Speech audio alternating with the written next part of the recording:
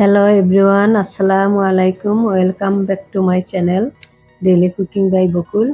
আমি আজকে একটি দারুণ রেসিপি আপনাদের করে দেখাবো, যেটা খেলে শরীরের বিষ ব্যথা, পায়ের ব্যথা দ্রুত ভালো হয়ে যায়, ওষুধের চেয়েও দ্রুত কাজ করে। তিল একটি শস্য দানা, এটা বিভিন্ন প্রসেসে আমরা খেতে পারি। তিলের তৈলটা শরীরের জন্য খুবই উপকার। এতে আছে গুড়, নারকেল। তিলটা একটু তেতো লাগে, সেই কারণে হালকা মিষ্টি দিয়ে যদি এটা তৈরি করা হয় খেতে ভালো লাগবে। ছোট বড় সবার জন্যই খুবই উপকার, আমরা এভাবে খেতে পারি। তো তিল দিয়ে আজকে আমি বানিয়ে দেখাবো তিলের নাড়ু। চুলায় একটি প্যান বসিয়েছি, এখানে দেশি তিলটা নিয়েছি। দেখতে যদি একটু কালচা লাগছে, কিন্তু এটাই শরীরের জন্য বেশি উপকার। চায়না তিলটা পাওয়া যায়, সেটা সাদা দবদবে, কিন্তু ওইটার চেয়ে আমাদের দেশি তিলটা বেশি উপকারী।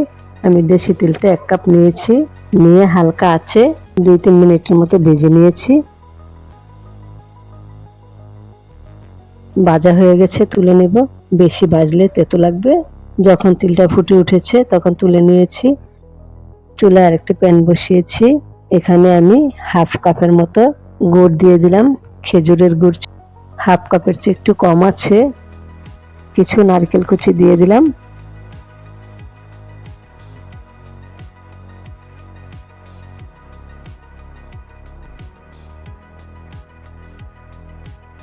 সাথে এলাচ, তেজপাতা কিছু অ্যাড করেছি।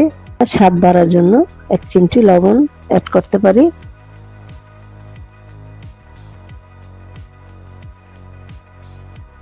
স্মেলটা যখন ঘুরে চলে এসছে তখন তেজপাতা, এলাচ ফেলে দিয়েছি। দিয়ে ভালোভাবে গুড়টা যখন আঠালো হয়ে এসছে, চিট হয়ে গেছে, আমি সেই পর্যায়ে তিলটা দিয়ে দিলাম। দিয়ে ভালোভাবে নেড়েচেড়ে যেন নাড়ু বানানো যায়, সেই পর্যায়ে আসার পর চুলাটা বন্ধ করে দিয়েছি।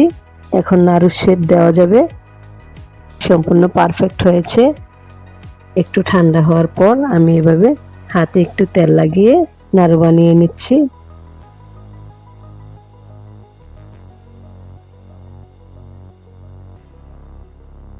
দেখুন কত সহজেই বানিয়ে নেওয়া যাচ্ছে।